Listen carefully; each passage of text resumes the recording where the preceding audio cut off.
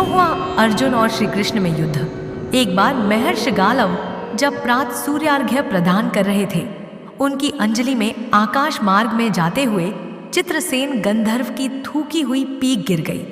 मुनि को इससे बड़ा क्रोध आया। वे उसे शाप देना ही चाहते थे कि उन्हें अपने तपोनाश का ध्यान आ गया और वे रुक गए। उन्होंने जाकर भगवान श्री कृष्ण से फरियाद की। श्याम सुंदर तो ब्रह्मण्य देव ठहरे ही झट प्रतिज्ञा कर ली 24 घंटे के भीतर चित्रसेन का वध कर देने की। ऋषि को पूर्ण संतुष्ट करने के लिए उन्होंने माता देव की तथा महर्षि के चरणों की शपथ ले ली। गालव जी अब भी लौटे ही थे कि देवर्षि नारद वीणा झंकारते पहुंच गए। भगवान ने उनका स्वागत आतिथ्य किया। शांत होने पर नारद जी ने कहा, प्रभो, आप तो परमानंद कंद कहे जाते हैं। आपके दर्शन से लोग विषाद मुक्त हो जाते हैं, पर पता नहीं क्यों आज आपके मुख कमल पर विषाद की रेखा दिख रही है।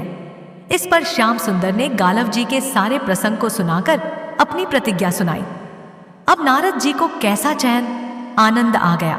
झटपट चले और पहुंचे चित्रसेन के पास। चित्रसेन भी उनके चरणों में गिर अपनी कुंडली आदि लाकर ग्रह दशा पूछने लगे। नारद जी ने कहा, अरे तुम अब यह सब क्या पूछ रहे हो? तुम्हारा अंतकाल निकट आ पहुंचा है। अपना कल्याण चाहते हो तो बस कुछ दान पुण्य कर लो। 24 घंटों में श्री कृष्ण ने तुम्हें मार डालने की प्रतिज्ञा कर ली है। अब तो बेचारा गंधर्व घबराया। वह इधर उधर दौड़ने लगा। वह ब्रह्मधाम, शिवपुरी, इंद्र, यम, वरुण सभी के लोकों में दौड़ता फिरा, पर किसी ने उसे अपने यहाँ ठहरने तक नहीं दिया।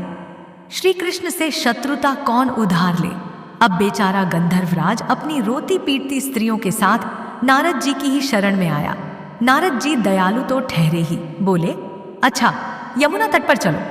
वहां जाकर एक स्थान को दिखाकर कहा, आज आधी रात को यहाँ एक स्त्री आएगी।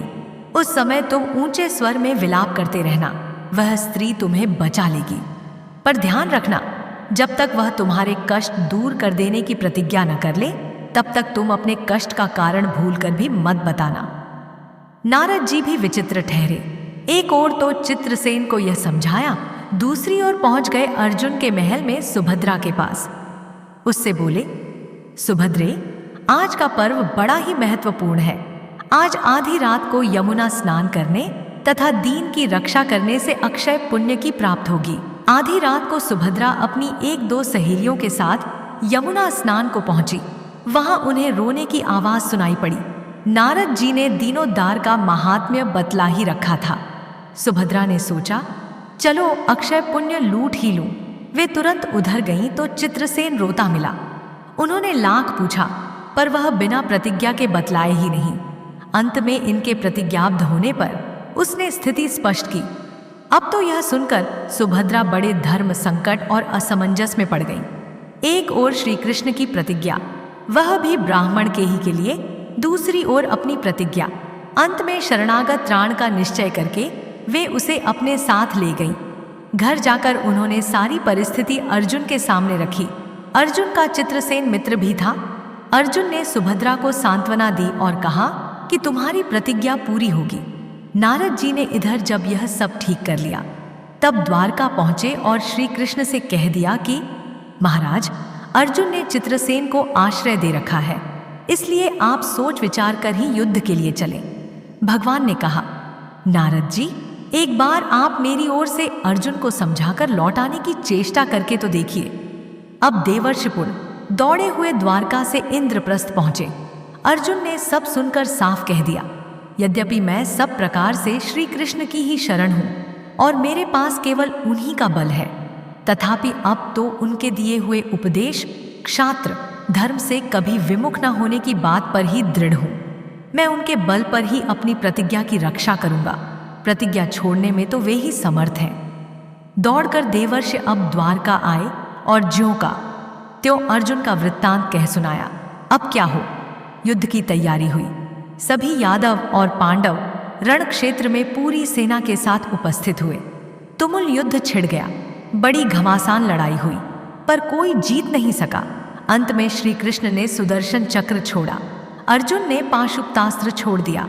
प्रलय के लक्षण देखकर अर्जुन ने भगवान शंकर को स्मरण किया। उन्होंने दोनों शस्त्रों को मनाया। फिर वे भक्त वत्सल भगवान श्री कृष्ण के पास पहुंचे और कहने लगे, प्रभु, राम सदा सेवक रुचि राखी, वेद पुराण लोक सब राखी। भक्तों की बात के आगे अपनी प्रतिज्ञा को भूल जाना तो आपका सहज स्वभाव है। इसकी तो असंख्य आवृत्तियां हुई होंगी।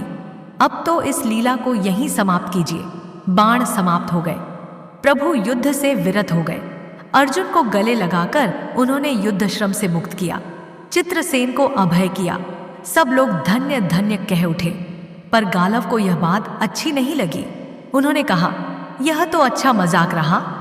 स्वच्छ हृदय के यहर्षि बोल उठे, लो मैं अपनी शक्ति प्रकट करता हूं। मैं कृष्ण, अर्जुन, सुभद्रा समेत चित्रसेन को जला डालता हूं। पर बेचारे साधु ने ज्यों ही जल हाथ में लिया, सुभद्रा बोल उठी, मैं यदि कृष्ण की भक्त हूं और अर्जुन के प्रति मेरा प्रतिवृत्य पूर्ण हो तो यह जल आशी के हाथ से पृथ्वी पर न गिरे। ऐसा ही हुआ। गालव बड़े लज्जित हुए। उन्होंने प्रभु को नमस्कार किया और वे अपने स्थान पर लौट गए। तदनंतर सबहो अपने अपने स्थान को पधारे।